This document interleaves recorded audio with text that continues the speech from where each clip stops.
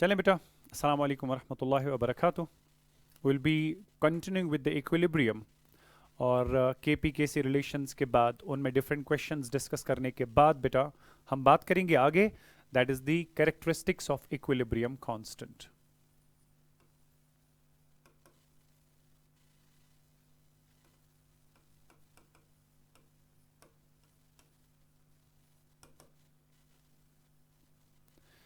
Characteristics of equilibrium constant, ठीक है। ये टॉपिक जो है it is very very important, बहुत ज़्यादा इंपॉर्टेंट होने वाला है from the perspective of your NEET JEE examinations. और इस टॉपिक में अक्सर जाके बेटा क्वेश्चन पूछा जाना है। टॉपिक काफ़ी लंबा जाएगा मेरे ख्याल से 4-5 लेक्चर्स पे, लेकिन हम कोशिश करेंगे बेटा कि हम अच्छे खासे क्वेश्चन सॉल्व कर पाएं ताकि चीज़ें क्लियर भी रह पाएं। तो सबसे पहली बात, सबसे पहले फीचर की हम बात करेंगे। इक्विलिब्रियम कांस्टेंट के फीचर्स में कौन कौन से फीचर्स आते हैं। सबसे पहली बात याद रखिएगा बेटा कि the value of equilibrium constant, you can write the statement yourself as well. Value of equilibrium constant जो है, it gives the idea about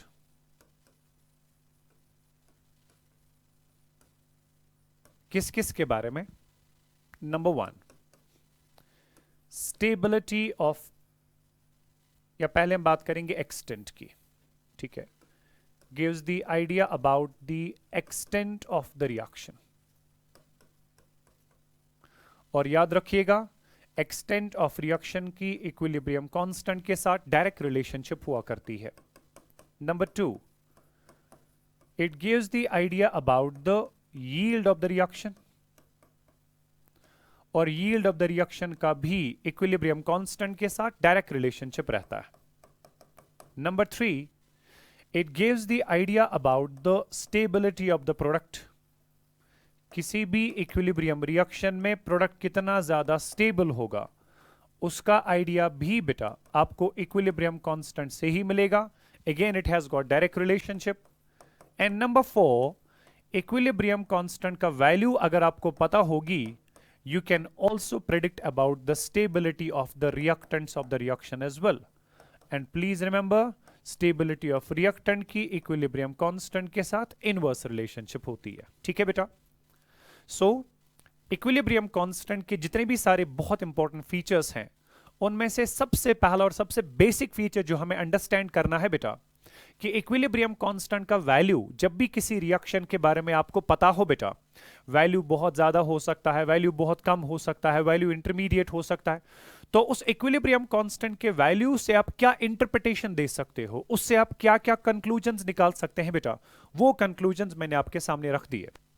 ये आपको एक्सटेंट ऑफ रिएक्शन के बारे में बताएगा, ये आपको यील्ड ऑफ रिएक्शन के बारे में बताएगा, stability of product, stability of reactant के बारे में बताएगा, जब भी आपको इक्विलिब्रियम कांस्टेंट का न्यूमेरिकल वैल्यू पता होगी, ठीक है बेटा।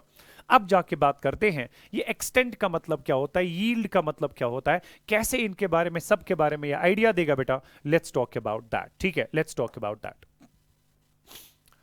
फॉर एग्जाम्पल, मेरे पास बेटा कोई रिएक्शन है, for a general reaction, reactants in equilibrium with the products। R represent कर रहा है reactants को मेरे लिए और P represent कर रहा है products को, they are in equilibrium with each other।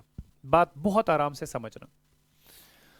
अगर हम बेटा इसके लिए equilibrium constant Kc का एक्सप्रेशन लिखें, suppose you will be writing it this way, concentration of products divided by concentration of reactants। Kc आपका equilibrium constant ही तो है, राइट?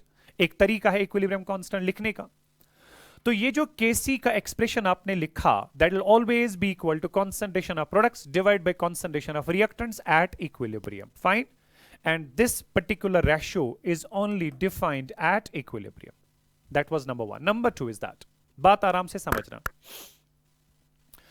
जब इस रिएक्शन को आपने शुरू किया था, इनिशियली आपके पास सिर्फ रिएक्टेंट था, फिर ये रिएक्टेंट धीरे धीरे करके प्रोडक्ट में कन्वर्ट होने लगा, प्रोडक्ट वापस रिएक्टेंट में कन्वर्ट होने लगा, फाइनली एक ऐसा स्टेज आया जब rate of forward rate of backward reaction के बराबर आ गया, इक्विलिब्रियम सेट हुआ।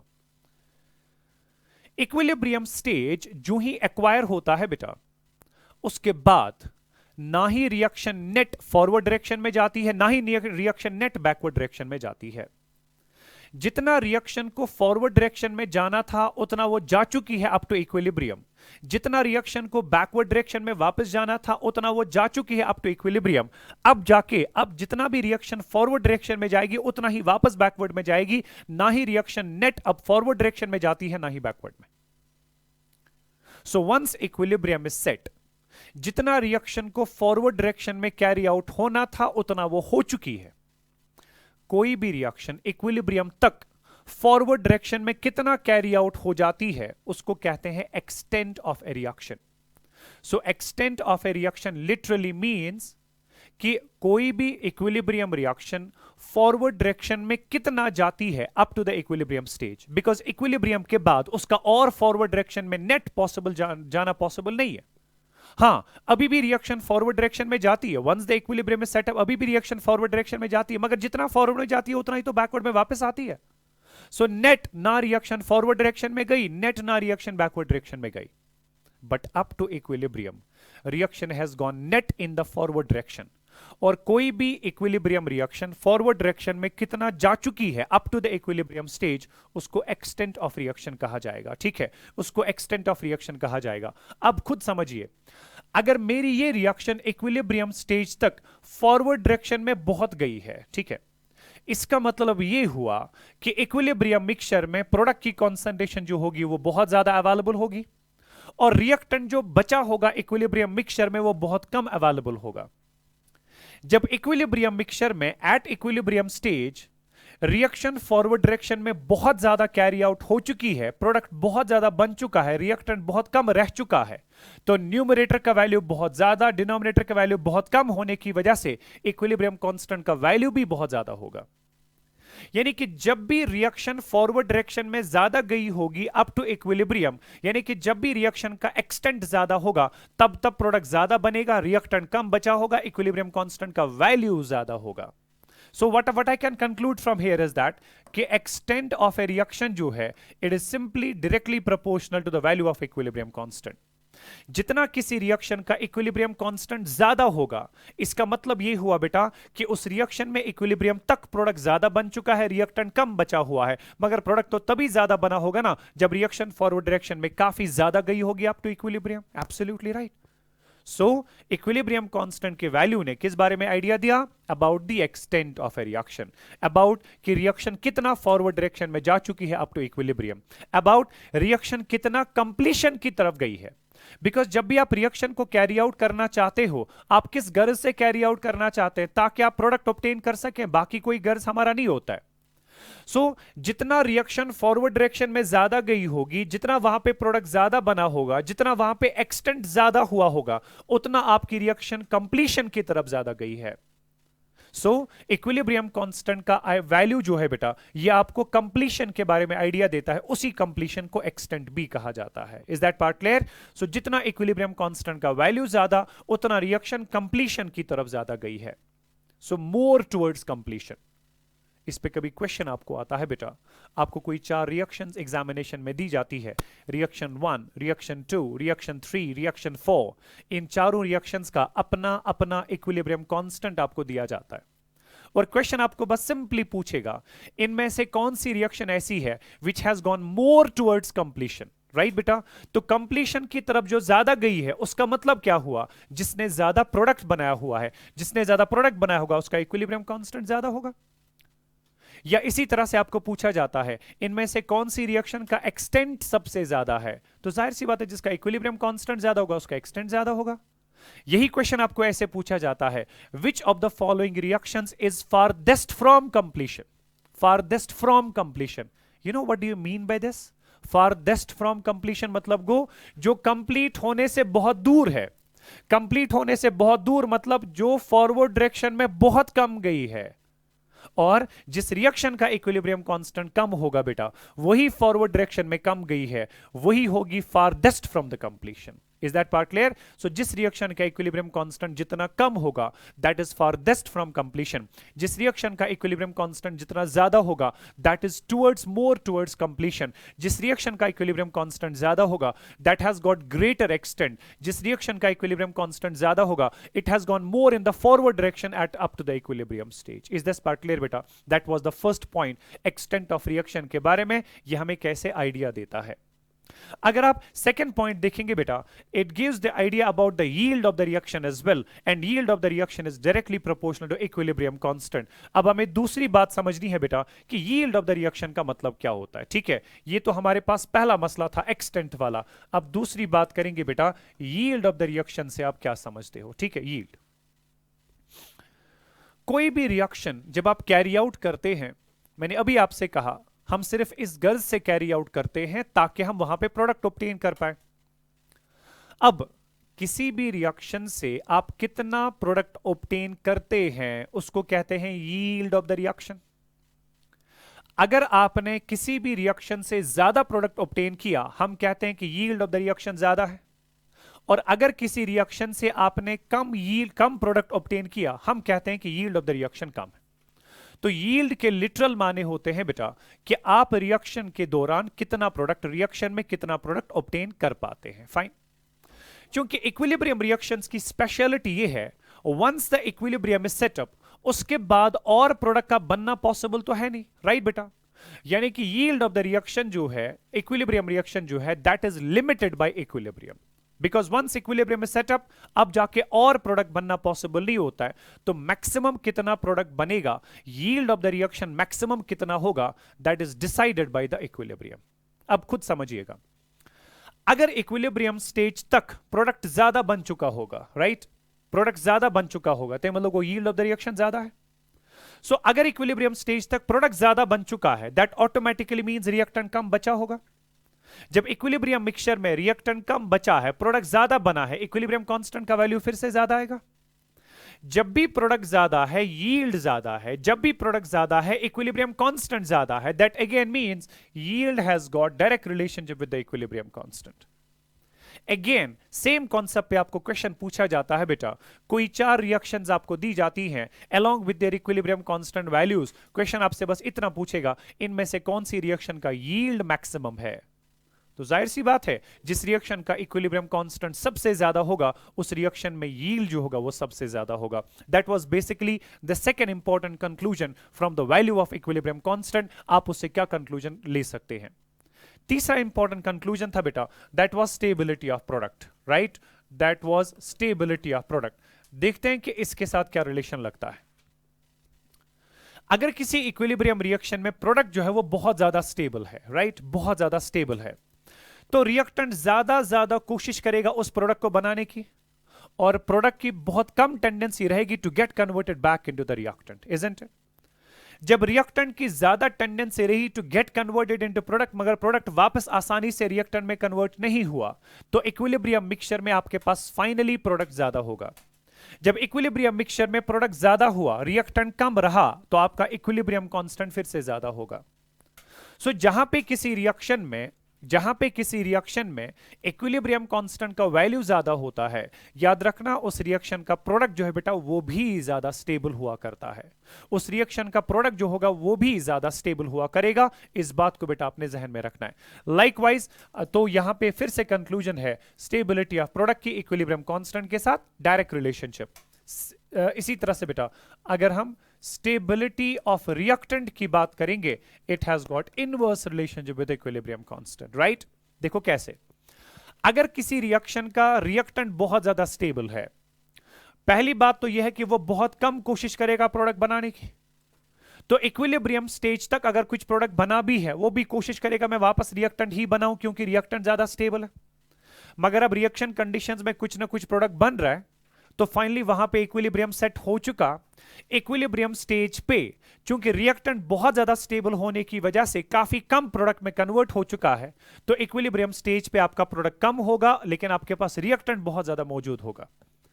जब आपका रिएक्टेंट ज्यादा स्टेबल था उसकी कॉन्सेंट्रेशन इक्विलिब्रियम मिक्सचर में ज्यादा बची, वो कम प्रोडक्ट में कन्वर्ट हुआ। जब इक्विलिब्रियम स्टेज पे प्रोडक्ट कम रहा लेकिन रिएक्टेंट ज्यादा रहा, न्यूमरेटर की वैल्यू कम, डिनोमिनेटर की वैल्यू ज्यादा, तो आपके पास इक्विलिब्रियम कांस्टेंट का वैल्यू जो होगा वो कम आएगा। सो जब भी इक्विलिब्रियम कांस्टेंट का वैल्यू बेटा कम आएगा, याद रखना आपका रिएक्टेंट जो होगा वो काफी ज्यादा स्टेबल होगा। और जब भी आपका रिएक्टेंट कम स्टेबल होगा, वो ज्यादा प्रोडक्ट बनाएगा। प्रोडक्ट ज्यादा बनने से इक्विलिब्रियम कांस्टेंट का वैल्यू ज्यादा आएगा। सो जहां पे रिएक्टेंट कम स्टेबल, वहां पे प्रोडक्ट ज्यादा बना, वहां पे इक्विलिब्रियम कांस्टेंट ज्यादा। सो जहां पे इक्विलिब्रियम कांस्टेंट ज्यादा, वहां पे रिएक्टेंट कम स्टेबल था। अगेन, रिएक्टेंट की स्टेबिलिटी और इक्विलिब्रियम कांस्टेंट के बीच में डायरेक्ट रिलेशनशिप आती है। इजंट दैट बेटा? So that was about these 4 points. अब इन चारों पॉइंट्स पे बेटा कुछ एक क्वेश्चन हम सॉल्व करेंगे। इन 4 पॉइंट्स पे बेटा कुछ एक क्वेश्चंस हम सॉल्व करेंगे ताकि कॉन्सेप्ट जो है वो हमारा क्लियर रहे। ठीक है, you can please right the question on this. एक दो क्वेश्चन सॉल्व करेंगे। Question says equilibrium constants for the following reactions are given. For the following reactions are given. ठीक है, reaction number 1, A plus B in equilibrium with C. इसका equilibrium constant है K1, that's equal to 10. दूसरा, B plus C in equilibrium with D. इसका equilibrium constant है K2, that has been given to be 10 to the power minus 2. तीसरा equilibrium मेरे पास है बेटा कोई C plus D in equilibrium with E.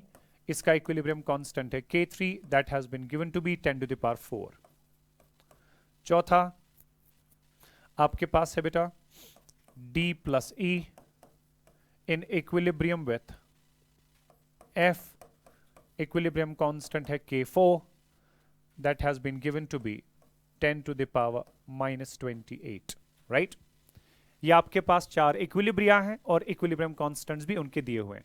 Equilibrium constants for the following reactions are given, reactions भी हैं, equilibrium constants भी हैं। ठीक है, अब देखो क्वेश्चन आपको क्या क्या पूछ रहा है। क्वेश्चन आपको क्या क्या पूछ रहा है। Number 1, the reaction with maximum yield is. Number 2, आपको बस ऑप्शन यहां पे जवाब लिखना है साइड में, कौन सा है, A, first, second, third, fourth, whatever it is. ठीक है, सेकंड पार्ट आपको पूछा गया है बेटा the reaction which has gone more in the forward direction.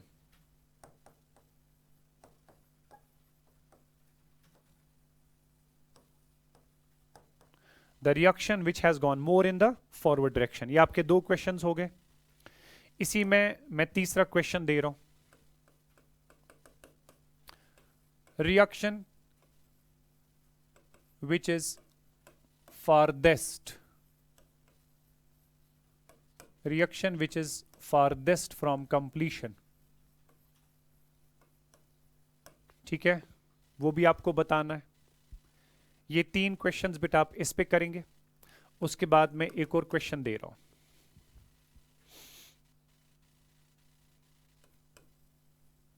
Equilibrium constants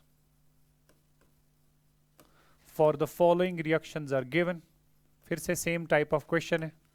for the following reactions are given. Reaction first,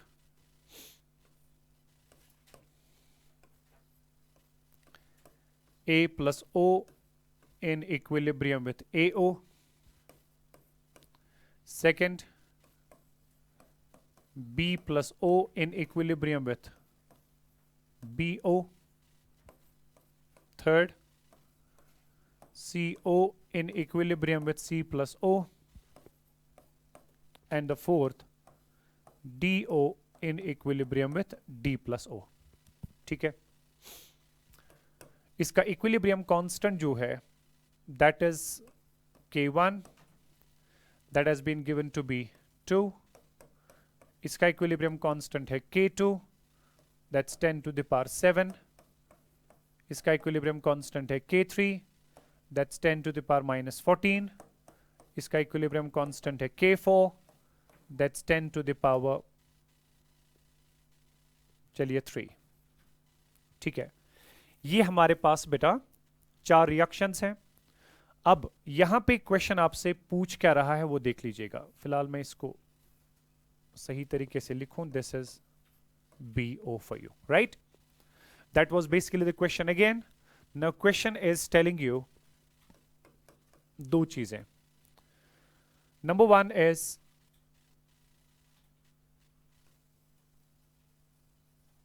which is the most stable oxide?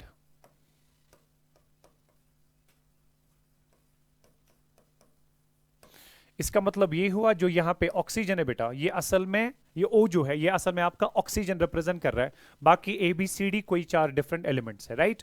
तो ये A का ऑक्साइड हुआ, B का ऑक्साइड हुआ, ये C का oxide हुआ, ये D का ऑक्साइड हुआ, ठीक है ना? तो क्वेश्चन आपसे पूछता है which is the most stable oxide, number 1। Number 2 आपको पूछा जा रहा है गिव द डिक्रीजिंग ऑर्डर,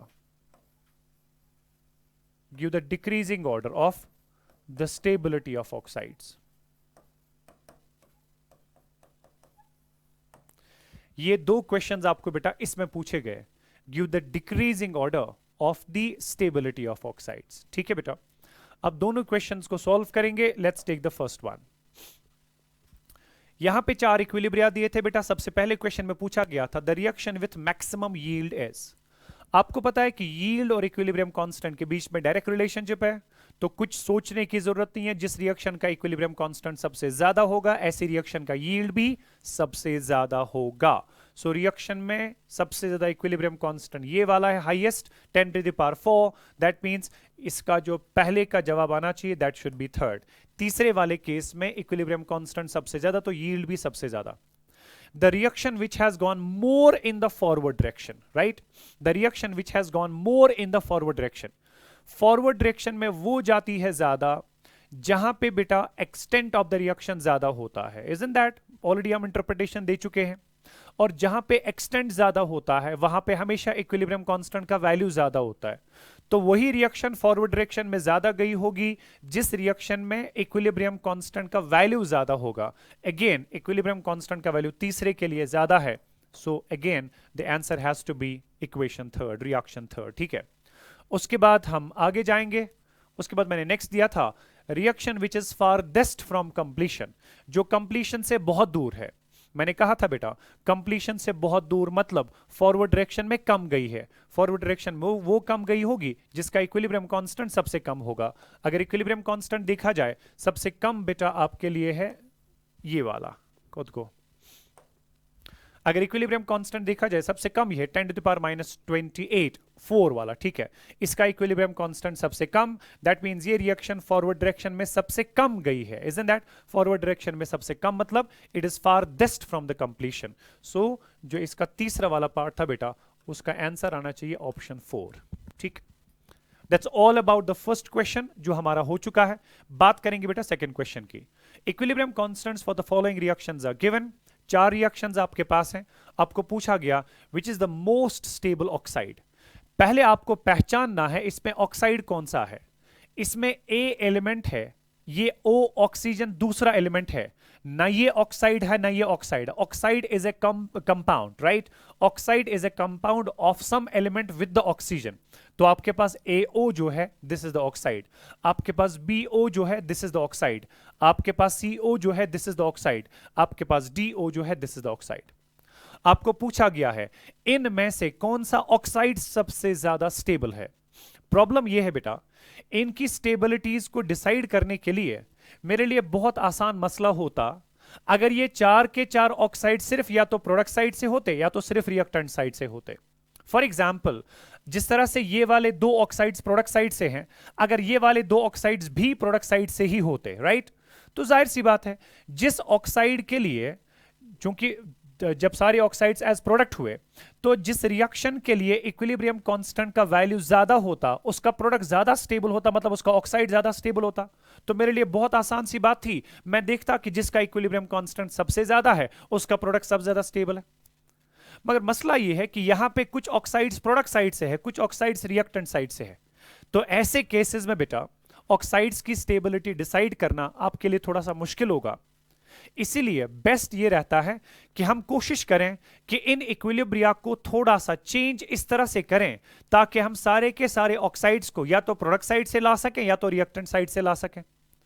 अगर मैं चाहूं बेटा, चूंकि पहले दो इक्विलिब्रिया में जो ऑक्साइड्स हैं they are already on the product side, मैं कोशिश करूंगा कि ये वाले दो ऑक्साइड्स को भी प्रोडक्ट साइड से ही लाया जाए। अगर मैं ये वाले दो ऑक्साइड्स को इन दो इक्विलिब्रिया में इनको ऑक्साइड्स को प्रोडक्ट साइड से लाऊं तो मुझे इस इक्विलिब्रियम का इनवर्स करना पड़ेगा। बेटे बात समझ आ रही है ना? मुझे इस इक्विलिब्रियम का इनवर्स करना पड़ेगा। इनवर्स करने के बाद मेरे पास क्या बचेगा? यहां पे बचेगा मेरे पास बेटा C+O in equilibrium with CO, right? तो जब हम क्वेश्चन को सॉल्व करेंगे, what I will be doing is that question number 2 जब हम सॉल्व करेंगे बेटा, तो स्टेबिलिटी डिसाइड करने के लिए हमें इक्विलिब्रियम 3 और 4 को इनवर्स करना पड़ेगा। So I can write take inverse of equilibrium 3 and equilibrium 4, right? जब मैं उनका इन्वर्शन करूंगा बेटा, ठीक है, इक्विलिब्रियम 3 इक्विलिब्रियम 4 का जब इन्वर्शन करूंगा, मेरे पास इक्विलिब्रियम बनेगा C+O in equilibrium with CO and D+O in equilibrium with DO, right? अब वापस आइए अपनी स्लाइड पे, देखिए ये था CO in equilibrium with C+O, मैंने इसका इनवर्स कर दिया, तो यानी कि ये रिएक्टेंट मैंने प्रोडक्ट साइड से लाया और ये प्रोडक्ट मैंने रिएक्टेंट साइड से लाया, ये रिएक्टेंट मैंने प्रोडक्ट साइड से लाया, ठीक है? इसी तरह से इस इक्विलिब्रियम का भी इन्वर्शन कर दिया। लेकिन याद रखिएगा, जब भी आप किसी इक्विलिब्रियम का इन्वर्शन करते हैं उसके इक्विलिब्रियम कांस्टेंट का भी इन्वर्शन हो जाता है। Is that part clear? यानी जो इससे पहले इक्विलिब्रियम कांस्टेंट इसका था, अब जाके इसका इक्विलिब्रियम कांस्टेंट जो होगा मैं उसको K3 डैश कहूंगा बेटा, that will B inverse of K3। Likewise, जो इसका इक्विलिब्रियम कांस्टेंट था K4, that will now be K4 dash, that will basically inverse of K4, right? Let's see कि इनके अपने इक्विलिब्रियम कांस्टेंट्स के वैल्यूज क्या क्या थे बेटा। जहां तक K3 की बात थी that was 10 to the power minus 14 और K4 की बात जो थी that was 10 to the power 3, so it should be 1 upon 10 to the power minus 14, वही ऊपर आके बनेगा बेटा 10 to the power 14, बिकॉज आपको पता है जब भी कोई टर्म डिनोमिनेटर से न्यूमरेटर में आती है पावर अपना साइन चेंज कर देता है, और ये बनेगा आपका 1 upon K4, K4 का वैल्यू था 10 raised power 3, ऊपर आके बनेगा 10 to the power minus 3। अब जाके आपको याद रखना है बेटा कि इस इक्विलिब्रियम का जो इक्विलिब्रियम कांस्टेंट है दैट्स 10 to the power 14 और इस इक्विलिब्रियम का जो इक्विलिब्रियम कांस्टेंट है that's 10 to the power minus 3। अब खुद सोचिए कि जो आपके पास बेटा, ठीक है, अब ये वाले दो इक्विलिब्रिया को मैंने चेंज कर दिया, अब इन इक्विलिब्रियम कांस्टेंट्स को मैंने कंपैरिजन के लिए नहीं लेना है, अब मैंने कंपैरिजन के लिए जो मैंने इनके इनवर्स इक्विलिब्रियम लिए बेटा उनके इक्विलिब्रियम कांस्टेंट्स लेने, क्योंकि इन्वर्शन के बाद इसका इक्विलिब्रियम कांस्टेंट क्या बना 10 to the power 14, इसका इक्विलिब्रियम कांस्टेंट क्या बना that's 10 to the power 3 inversion के बाद। अब इन्वर्शन के बाद आपके पास प्रोडक्ट साइड क्या क्या है, AO, BO, CO, DO, ये सारे मेरे प्रोडक्ट साइड से आ चुके हैं, राइट? प्रोडक्ट साइड से आने के बाद अब खुद देखिए बेटा, जिस प्रोडक्ट के लिए जिस रिएक्शन में इक्विलिब्रियम कांस्टेंट का वैल्यू ज्यादा होता है उस रिएक्शन का प्रोडक्ट भी सबसे ज्यादा स्टेबल होगा। अब देखिए इन चार रिएक्शंस में इक्विलिब्रियम कांस्टेंट का वैल्यू क्या क्या है, यहां पे है 2, यहां पे है 10 to the power 7, यहां पे है 10 to the power 14, यहां पे है 10 to the power minus 3, isn't that 10 to the power minus 3। जब आपके पास बेटा इक्विलिब्रियम कांस्टेंट के वैल्यूज में से कंपैरिजन में देखा, आपने देखा कि जब CO प्रोडक्ट साइड से होता है तब जाके उसका इक्विलिब्रियम कांस्टेंट सबसे ज्यादा होता है। तो जिस रिएक्शन का इक्विलिब्रियम कांस्टेंट सबसे ज्यादा होगा उसका प्रोडक्ट भी सबसे ज्यादा स्टेबल होगा। दैट मीन जो CO होगा बेटा ये सबसे ज्यादा स्टेबल ऑक्साइड होगा, जो CO होगा ये सबसे ज्यादा स्टेबल ऑक्साइड होगा, बिकॉज मैंने कहा था stability of product is directly proportional to equilibrium constant, because सबसे ज्यादा इक्विलिब्रियम कांस्टेंट जो है इस प्रोडक्ट के लिए बनता है that's 10 raised power 14, so this has to be the most stable oxide. तो पहले क्वेश्चन का जो आपका जवाब आना चाहिए that has to be CO, this is the most stable oxide. उसके बाद दूसरे में पूछा गया है decreasing order of stability of oxides, बताइए इनमें से कौन सा ऑक्साइड सबसे ज्यादा स्टेबल, उसके बाद उससे कम स्टेबल, उसके बाद उससे कम, बिकॉज डिक्रीजिंग ऑर्डर का वही होता है, सबसे पहले सबसे ज्यादा स्टेबल लिखना है, फिर धीरे धीरे करके जो कम कम स्टेबल है वो आपने मेंशन करना है। जब आप डिक्रीजिंग ऑर्डर ऑफ स्टेबिलिटी की बात करेंगे बेटा, सबसे हाईएस्ट इक्विलिब्रियम कांस्टेंट किसका है? CO का है, तो CO will be more stable, followed by 10 raise power 14 के कंपैरिजन में 10 रेज पावर 7 ज्यादा है, तो BO जो है उससे थोड़ा कम स्टेबल होगा। उसके बाद इसका है 10, इसका है 2, इसका है 10 raise power -3, 2 is greater as compare to 10 raise power -3। उसके बाद आपका बेटा AO आएगा और लास्ट में आपके पास जो है वो DO आएगा। This will be the decreasing order of the stabilities of these oxides. आप इन oxides की stability कैसे decide कर सकते हैं? Is this part clear? I hope I am very much clear with the concept. हमारा पहला characteristic जो है बेटा of the equilibrium constant that we are done with, हमने understand किया बेटा कि equilibrium constant का value जो है उससे हमारी क्या क्या interpretation आ सकती है। ठीक है, आप उसको relate कर सकते हैं with the extent of the reaction, आप उसको relate कर सकते हैं with the stability of the reactants and products, आप उसको relate कर सकते हैं with the yield। ठीक है बेटा, ये सारी चीजें जो है इस पे किस तरह से क्वेश्चन पूछा जाता है वो भी मैं आपके सामने रख चुका हूं बेटा। इससे पहले कि हम अगले वाले फीचर पे जाएं, मैं यहां पे एक और बात आपके साथ डिस्कस करूं बेटा, एक और कॉन्सेप्ट आपके साथ डिस्कस करूं, that is concept of reaction quotient.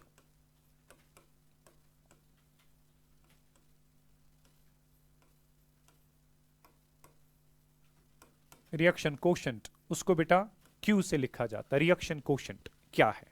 Concept of reaction quotient, right?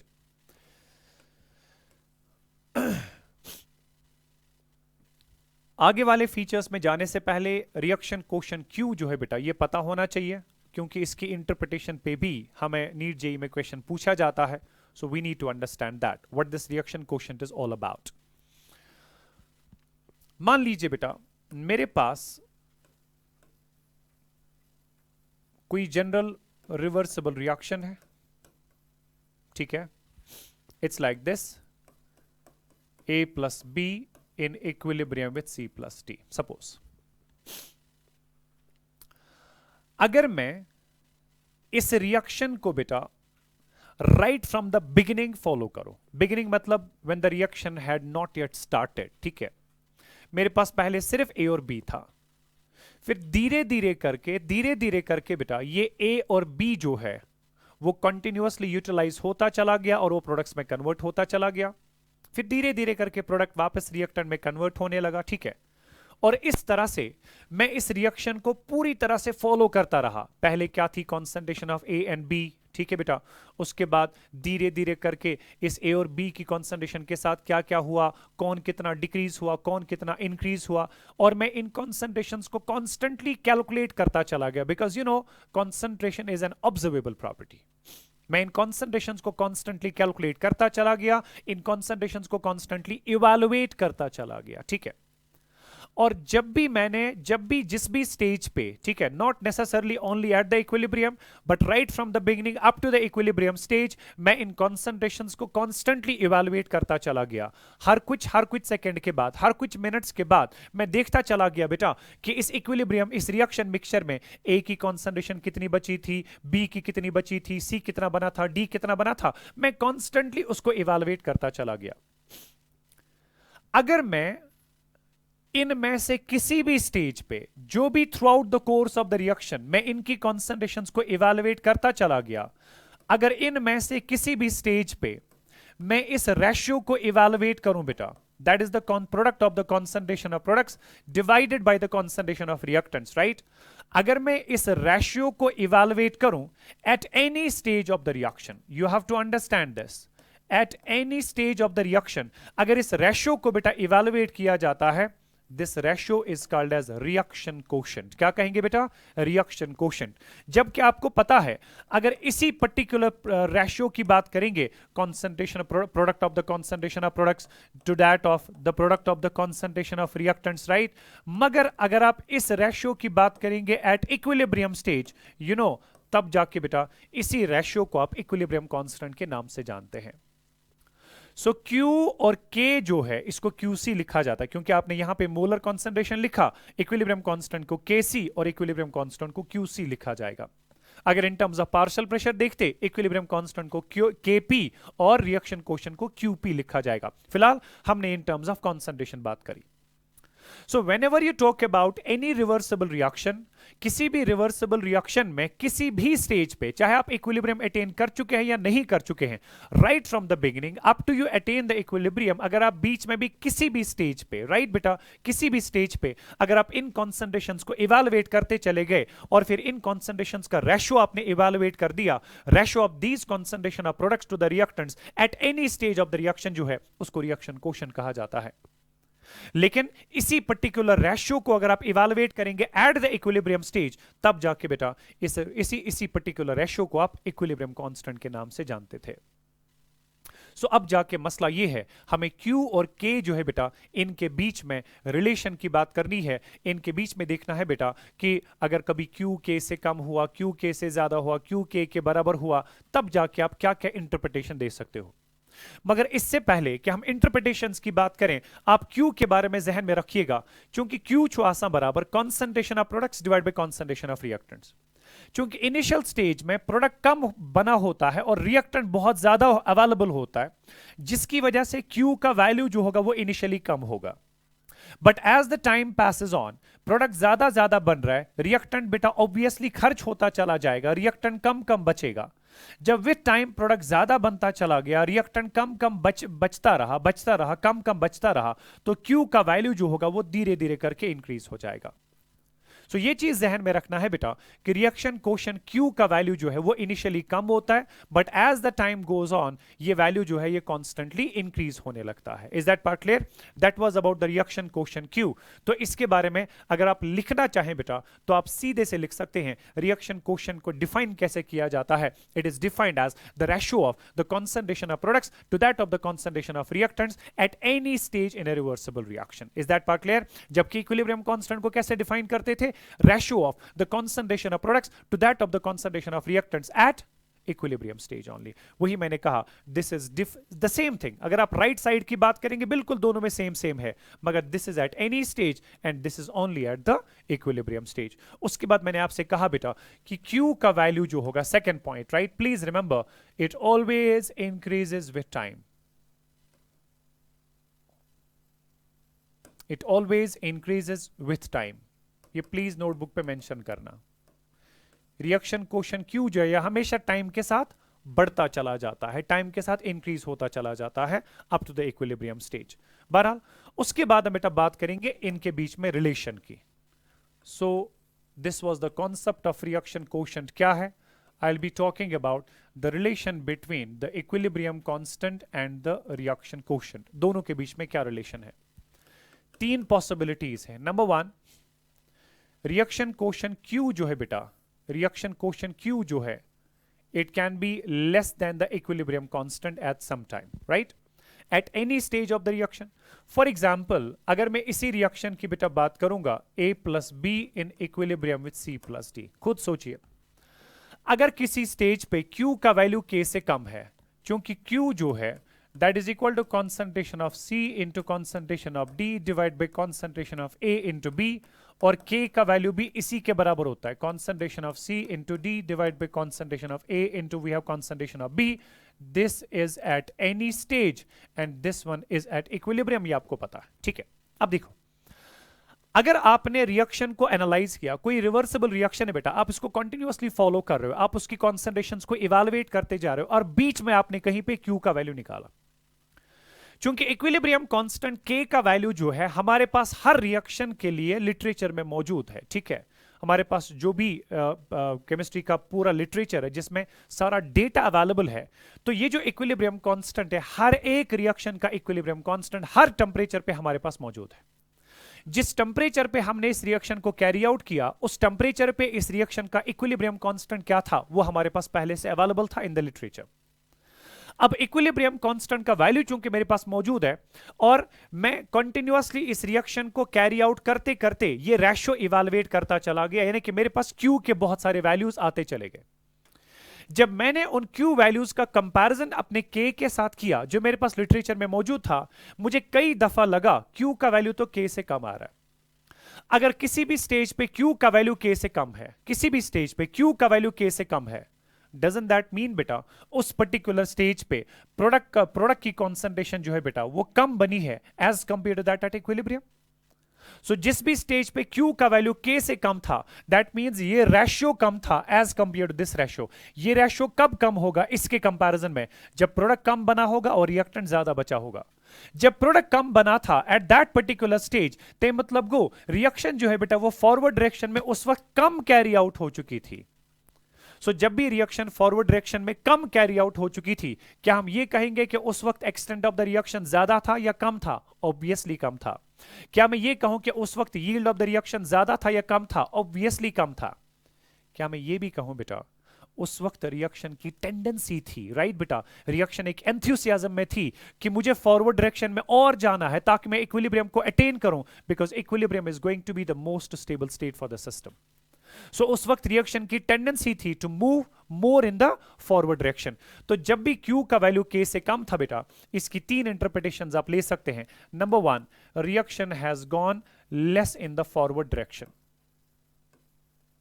Reaction has gone less in the forward direction. Reaction का फॉरवर्ड डायरेक्शन में कम होने का मतलब क्या हुआ? Extent of the reaction is less.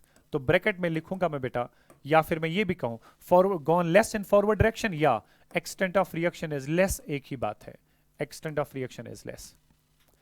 Interpretation number two बेटा, reaction चूंकि forward direction में अभी कम गई है, प्रोडक्ट अभी कम बना है, तो yield of the reaction is low. तो यील्ड ऑफ द रिएक्शन जो है बेटा वो उस वक्त कम होगा, अभी उतना प्रोडक्ट नहीं बना होगा जितना इक्विलिब्रियम पे बनता था। और तीसरा, reaction has tendency to move in the forward direction. Reaction has tendency to move in the forward direction. To move in the forward direction. क्यों? Because अभी इसको इक्विलिब्रियम एक्वायर करना बाकी है, अभी फॉरवर्ड डायरेक्शन में और जाना है ताकि इक्विलिब्रियम को एक्वायर किया जाए। आपको कैसे लगा अभी फॉरवर्ड डायरेक्शन में जाना है? बिकॉज इक्विलिब्रियम कांस्टेंट का वैल्यू ज्यादा है as compare to Q, right? That means अभी प्रोडक्ट और बनाना है, अभी फॉरवर्ड डायरेक्शन में और जाना है ताकि इक्विलिब्रियम को अटेन किया जाए। क्योंकि इक्विलिब्रियम सबसे ज्यादा स्टेबल स्टेट होता है इन अ रिवर्सिबल सिस्टम, तो इस वजह से बेटा रिएक्शन की टेंडेंसी रहती है इस पर्टिकुलर स्टेज पे, रिएक्शन की टेंडेंसी रहती है मैं और फॉरवर्ड डायरेक्शन में जाके और अपना प्रोडक्ट ऑब्टेन करूं बेटा, और प्रोडक्ट बना सकूं ताकि मैं इक्विलिब्रियम को एक्वायर कर सकूं। That means reaction has tendency to move in the forward direction. ये पहला केस था बेटा जब Q का वैल्यू K से कम होगा। दूसरा केस, अगर किसी स्टेज पे Q का वैल्यू K से ज्यादा निकला, राइट? Q का वैल्यू K से ज्यादा निकला। अब खुद सोचिए, अगर किसी स्टेज पे Q ही ज्यादा था as compare to K, that means उस पर्टिकुलर स्टेज पे प्रोडक्ट जो है वो इक्विलिब्रियम के कंपैरिजन में ज्यादा बन चुका है। अगर उस स्टेज पे इक्विलिब्रियम के कंपैरिजन में प्रोडक्ट ज्यादा बना है, that means reaction has gone more in the forward direction. Equilibrium के कंपैरिजन में भी मोर इन द फॉरवर्ड डायरेक्शन, ते मतलब गो एक्सटेंट ऑफ द रिएक्शन ज्यादा होगा, ते मतलब गो यील्ड ऑफ द रिएक्शन ज्यादा होगा। मगर चूंकि रिएक्शन इक्विलिब्रियम के कंपैरिजन में फॉरवर्ड डायरेक्शन में ज्यादा जा चुकी है, मगर इक्विलिब्रियम से चाहे कम डायरेक्शन में कम जाए फॉरवर्ड डायरेक्शन में या ज्यादा जाए फॉरवर्ड डायरेक्शन में, वो स्टेबल स्टेट तो सिस्टम का नहीं होगा। सिस्टम का स्टेबल स्टेट इक्विलिब्रियम स्टेट है। जब इस पर्टिकुलर स्टेज पे रिएक्शन फॉरवर्ड डायरेक्शन में ज्यादा गई है देन द इक्विलिब्रियम, तो रिएक्शन को इक्विलिब्रियम में आने के लिए वापस आना पड़ेगा, यानी कि reaction will be having tendency to move in the backward direction. Is that part clear बेटा? Reaction will be having tendency to move in the backward direction. तो I can have three interpretations for this as well. जब भी Q K से ज्यादा होगा, इसका मतलब यही हुआ, number one, reaction has gone more in the forward direction.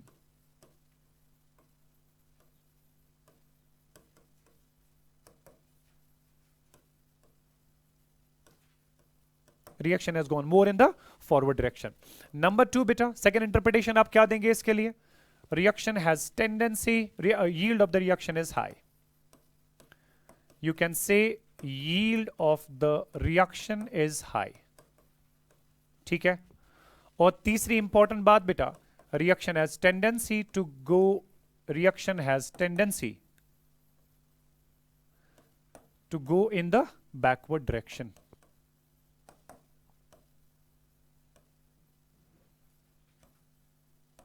ठीक है, दैट्स ऑल अबाउट इट। और लास्ट वाला केस जो तीसरी इंपॉर्टेंट रिलेशन है बेटा, Q का वैल्यू अगर कभी K के बराबर हुआ, ठीक है? अब खुद ही देखिए, अगर किसी स्टेज पे Q का वैल्यू K के बराबर हुआ, दैट सिंपली मींस कि रिएक्शन जो थी बेटा that was at the equilibrium. तो जिस स्टेज की आप बात कर रहे थे उस स्टेज पे रिएक्शन ने इक्विलिब्रियम एक्वायर किया हुआ था। सो Q का वैल्यू जो होगा बेटा that will be surely equal to K जब इक्विलिब्रियम सेट था। So whenever you find that Q was equal to K, only interpretation you can attach with this is reaction is at equilibrium. Reaction is at equilibrium. Is that part clear? That's all about the reaction quotient बेटा क्या होता है। मगर याद रखना इसमें जो ये वाला केस आपका बनता है ये हाइपोथेटिकल केस बनता है, बिकॉज कभी भी रिएक्शन जो है फॉरवर्ड डायरेक्शन में इक्विलिब्रियम के कंपैरिजन में ज्यादा नहीं जाती है। राइट बेटा, जब भी रिएक्शन फॉरवर्ड डायरेक्शन में कैरी आउट होती रहती है फाइनली वहां पे इक्विलिब्रियम सेट होता है। इक्विलिब्रियम के कंपैरिजन में रिएक्शन का फॉरवर्ड डायरेक्शन में और कैरी आउट होना पॉसिबल नहीं होता। ये हमारा एक हाइपोथेटिकल केस होता है जिसकी बस आपने इंटरप्रिटेशन लेनी है। ठीक है, आप इस केस को इंटरप्रेट कैसे करोगे, बाकी this is typically hypothetical case. बाकी जो दो केसेस आपके पास बचे Q less than K and Q equal to K, these are the cases of practicality जो कि रिएक्शंस में प्रैक्टिकली पॉसिबल होते हैं। ठीक है, that's all about feature number 1 of the equilibrium constant. इंशाल्लाह कल बात करेंगे about the rest of the features. See you tomorrow. Thank you, stay blessed, अल्लाह हाफिज।